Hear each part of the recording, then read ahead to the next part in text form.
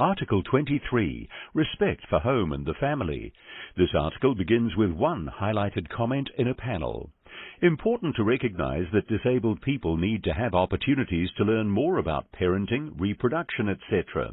This is especially important for people with cognitive impairments, autism, learning disability, because their understanding can be distorted due to not having information available to them in ways they can understand. Survey Respondent. Introduction. This article states that people with a disability have the right to live with their families. Government should assist families with disability-related expenses and services. If a person with a disability cannot live with their immediate family, the government should help to arrange care within the wider family or community. The article also states that people with a disability should have the same rights as everyone else to reproductive health information and the ability to marry and start a family. General comment.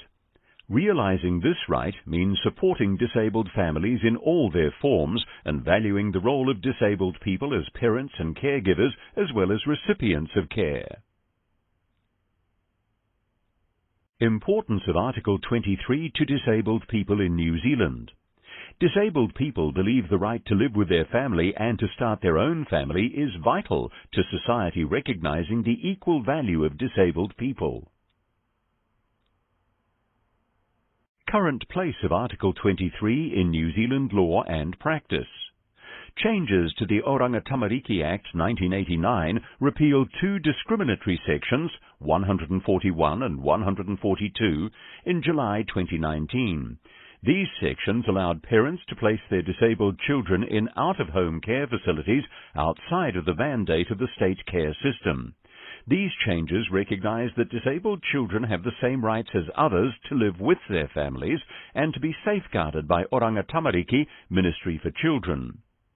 The Adoption Act 1955, while not preventing disabled people from adopting children, still includes two sections that may discriminate against disabled people. Section 8 allows adoptions to take place without the consent of the parent if the parent is deemed unfit by a court due to lack of mental or physical capacity that is likely to continue indefinitely. The government has no plans to review this section. Section 11 requires the court to determine whether prospective adoptive parents are deemed to be of sufficient ability to bring up, maintain, and educate the child. Current disability support practice does not adequately recognize the role of disabled people as caregivers or parents, and thus creates barriers for people trying to form their own families. Committee's previous dialogue with the state on Article 23. In its list of issues, the Disability Committee asked for information on, Endnote 177, A. Measures adopted for re-examination of two statutes, the Children, Young Persons and Their Families Act 1989, now Oranga Tamariki Act 1989, and the Vulnerable Children Act 2014, to ensure that children with disabilities have the same safeguards as other children when they're placed in out-of-home care. B. Measures taken to repeal Section 8 of the Adoption Act 1955 and to amend the statute to ensure that persons with disabilities are treated on an equal basis with other applicants for adoption. C. Measures taken and any legal and policy requirements placed to ensure that doctors and other medical professionals provide full information to people who receive positive prenatal test results for disabilities, particularly Down syndrome. The government responded by stating there are no plans to review the Vulnerable Children Act 2014 or Section 8 of the Adoption Act 1955. As noted above, Sections 141 and 142 of the Oranga Tamariki Act have been removed from the legislation. In relation to prenatal screening, the government confirmed that rates were increasing and that contact details for the New Zealand Down Syndrome Association are provided to parents who receive a positive diagnosis. Comment on the realization of Article 23 in New Zealand. It is positive that Sections 141 and 142 of the Oranga Tamariki Act 1989 have been repealed, affording disabled children the same rights as others with regard to out-of-home placements.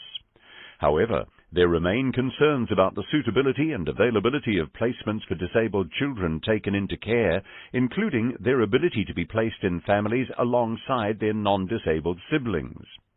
There also remain concerns that some disabled children who could otherwise live at home attend residential special schools as a result of insufficient support being available to enable those children and their families to live together.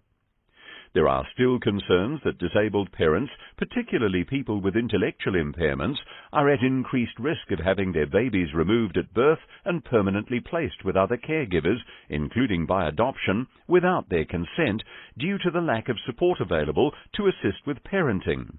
Additionally, disabled people hoping to adopt are concerned that they will face additional scrutiny. Disabled parents and families with disabled children both report struggling to access the support they need. This includes insufficient financial support for caregivers with disabled family members and a lack of support for disabled people in their role as parents.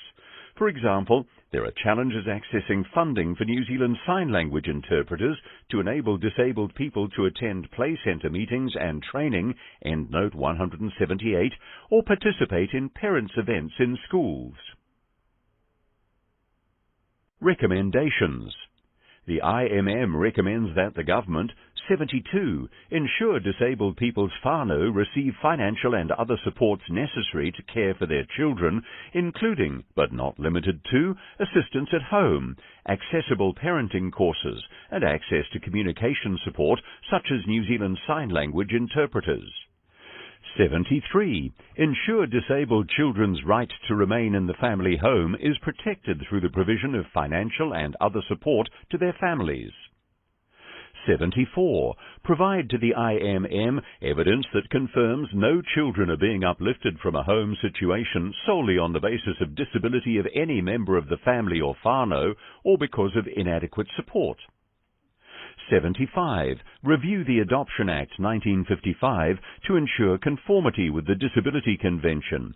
In particular, act without delay on earlier IMM recommendations to review Sections 8 and 11 of the Adoption Act to prohibit adoptions being made on the basis of disability alone or without consent of the parent.